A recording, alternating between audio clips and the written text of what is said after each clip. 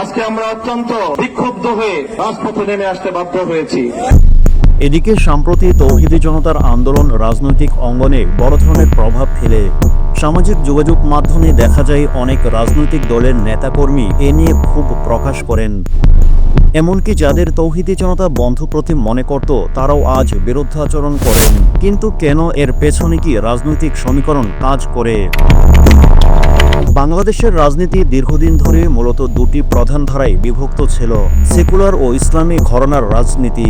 তবে সাধারণত ইসলামিক রাজনৈতিক শক্তিগুলো বড় ধরনের কোনো প্রভাব রাখতে পারেনি।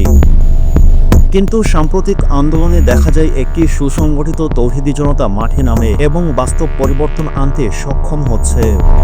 তার সবচেয়ে বড় উদাহরণ হলো রাখাল রাহার বিরুদ্ধে মামলা, শিক্ষা উপদেষ্টার পদত্যাগ এবং বিরোধীদের মধ্যে বিভ্রান্তি ছড়িয়ে দেওয়া। এসব ঘটনার পরিপ্রেক্ষিতে রাজনৈতিক মহল বুঝতে পারে তৌহিদি জনতার শক্তিশালীর উপস্থিতি তাদের জন্য ভবিষ্যতে বড় চ্যালেঞ্জ হয়ে দাঁড়াতে পারে। রাজনৈতিক দলগুলো এখন দুটি পথে হাঁটতে পারে। তার প্রথমত সরাসরি বিরোধিতা করা। কিছু রাজনৈতিক গোষ্ঠী ইতিমধ্যেই তৌহিদি জনতার বিরুদ্ধে বক্তব্য দিতে শুরু করেছে।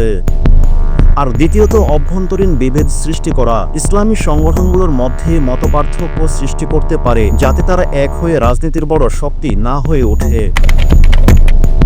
অন্যদিকে সেকুলার ও ধর্মসাশ্রয়ী রাজনীতির মধ্যে দীর্ঘদিন ধরে ভারসাম্য ছিল। কিন্তু যদি ইসলামী আবহাওয়া দীর্ঘদিন থাকে তাহলে সেকুলার রাজনৈতিক শক্তিগুলো তাদের প্লেইং ফিল্ড হারাতে পারে। ফলে তারা যে কোনো মূল্যে এই আবহাওয়া পরিবর্তনের চেষ্টা করবে।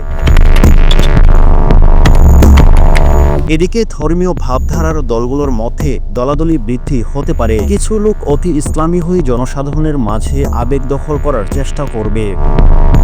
ফিলিস্তিন ইস্যু, আল আকসার মুক্তি এবং অন্যান্য আন্তর্জাতিক ইস্যুগুলোর সামনে এনে ইসলামী দলগুলোর মনোযোগ রাজনৈতিক মূল ইস্যু থেকে সরিয়ে দেওয়ার চেষ্টা করাও হতে পারে। তৌহিদি জনতাকে জনসাধারণ থেকে আলাদা করে একটি নির্দিষ্ট চিত্রে উপস্থাপন করা যেতে পারে যাতে সাধারণ মানুষ তাদের সমর্থন না করেন। তৌহিদি জনতার উত্থান ইতিমধ্যেই রাজনৈতিক অঙ্গনে বড় একটি প্রভাব ফেলে। এটিকে একদিকে বড় সাফল্য, অন্যদিকে নতুন চ্যালেঞ্জ তৈরি করতে পারে। সামনে হয়তো আরও বড় চক্রান্ত আসবে। তাই সুকৌশল ও দূরদর্শী হওয়াই বুদ্ধিমানের কাজ হবে বলে মনে করেন বিশ্লেষকরা।